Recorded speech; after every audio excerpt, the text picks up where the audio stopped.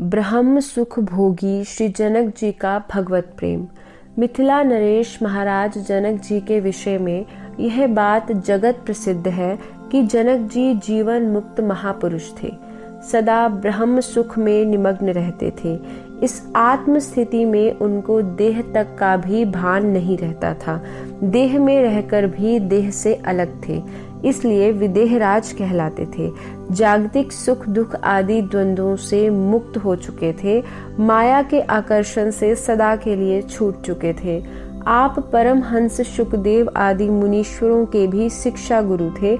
जिस अवस्था में पहुंचकर आत्मा का परमात्मा से अभेद संबंध स्थापित हो जाता है और माया की सत्ता सदा के लिए समाप्त हो जाती है, महाराज जनक जी उसी अवस्था अहम ब्रह्मास्मि सोहम के भाव को प्राप्त महापुरुष थे।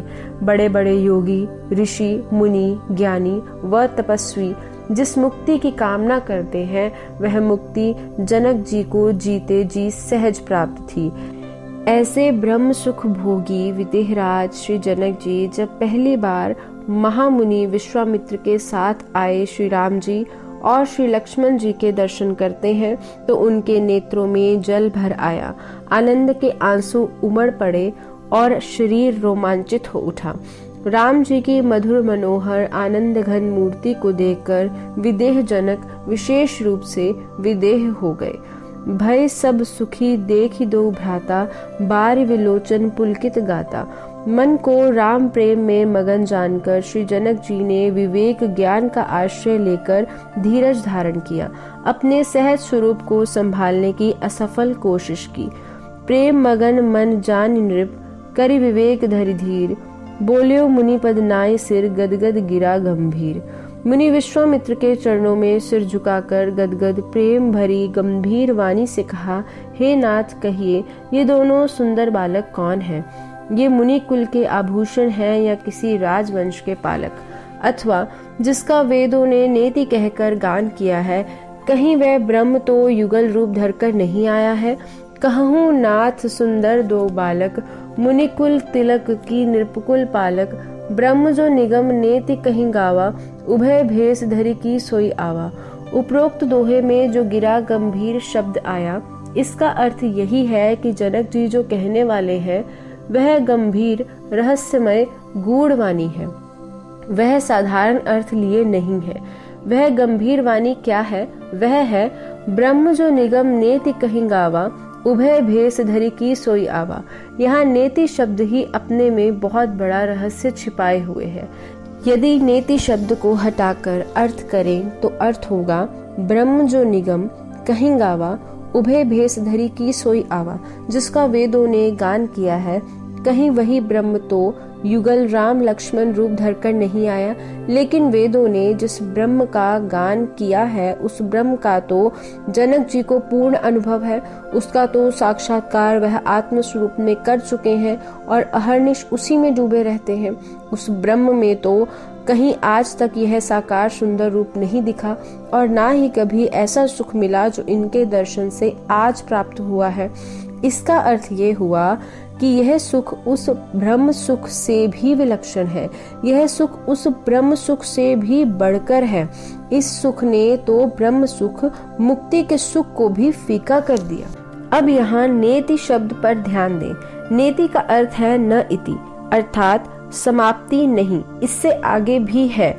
वेद ब्रह्म का गान करते करते अंत में नेति नेति कहकर मौन हो गए। नेति नेति कह वेद पुकारें। वेद पुकार के कहते हैं कि जितना हमने ब्रह्म का गान किया है उतना ही नहीं है, इससे आगे भी है। हम अपार का पार नहीं पा सकते, इसलिए उसका नेति कहकर मात्र संकेत ही कर सकते हैं।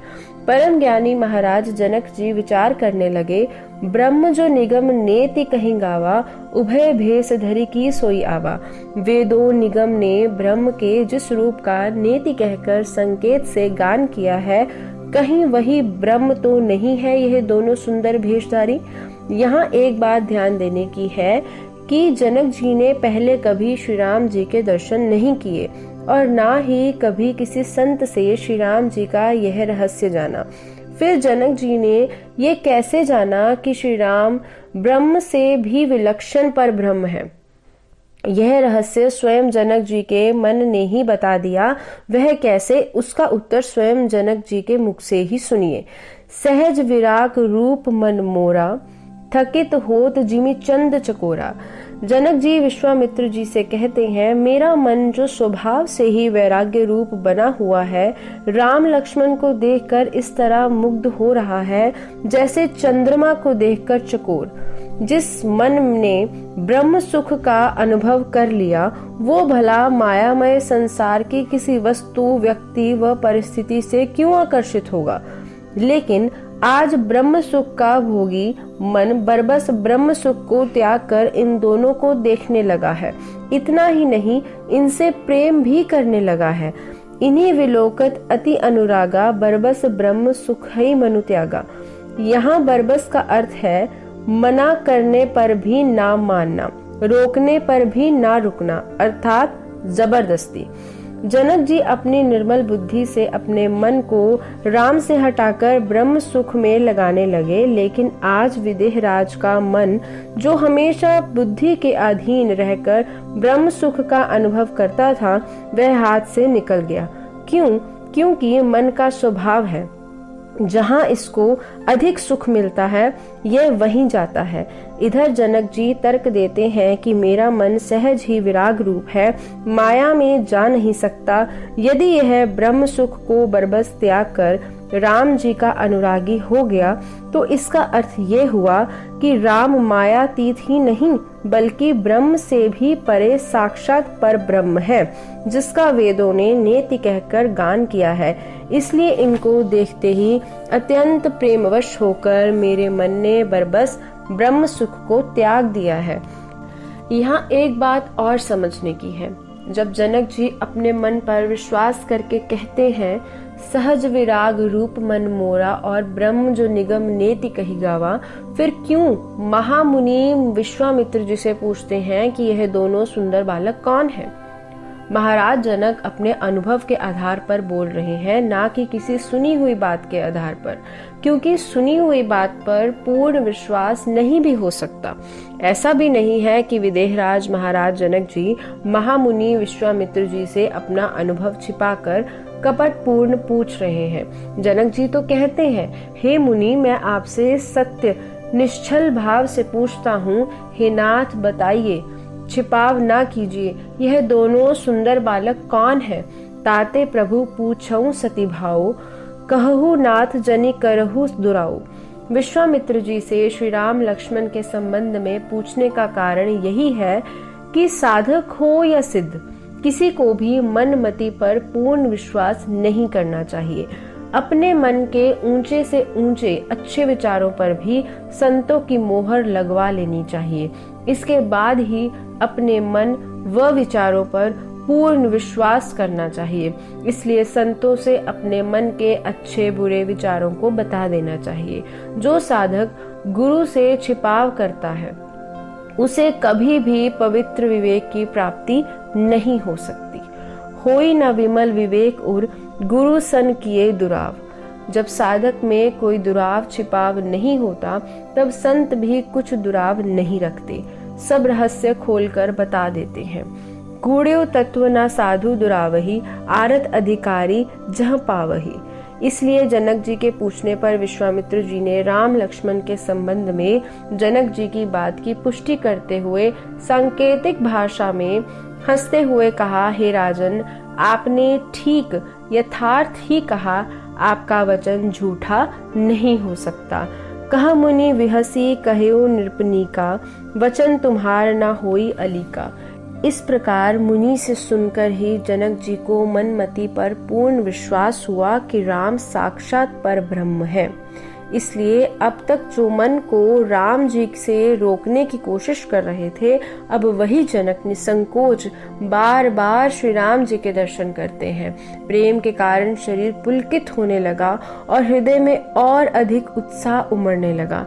पुनि पुनि प्रभु ही चितव नरनाहु, पुलक गात और अधिक उछाहु। अब तो जनक जी राम लक्ष्मण की महिमा का निसंकोच गान मुनि के आगे करते हुए कहने लगे, सुंदर श्याम गौर दो भ्राता, आनंदहु के आनंद दाता। हे महामुनि, ये सुंदर श्याम और गौर वर्ण के दोनों भाई आनंद को भी आनंद देने वाले हैं। जनक जी यह बात भी अपनी अनुभूति के आधार पर कह रहे हैं, क्योंकि जनक जी आत्मानंद रूप के अनुभवी हैं। सहज आनंद स्वरूप आत्मा को भी आनंदित करने वाला है भगवान का यह आनंदमय चिन्मय विग्रह है। चिदानंदमय देह तुम्हारी, विगत विकार जान अधिकारी। जनक जी का यह प्रसंग बता रहा है कि ज्ञान अर्थात मुक्ति से भी आगे का सुख है भगवत प्रेम। निर्गुण निराकार ब्रह्मानंद से भी विलक्षण है सगुण साकार भगवत प्रेमानंद। कैवल्य मुक्ति से भी आगे है भगवत प्रेम राज्य। ज्ञानी हुए पुनि प्रेम पथ, आए बहुत सुजान। प्रेम प्याला जिन पियो, फिर भटकत नहीं आन। ज्ञानी योगी सदा मगन, रहत जेहि सुख माही। प्रीतम सुंदर श्याम की, सो केवल परिछाही। सुनत समाधि में सदा योगी नादोंकार, सो अनहद श्री राधिका पायल की झंकार। ब्रह्मानंद से अति परे प्रेमानंद को देश, सो हम से फिर होत है दासो हम परवेश।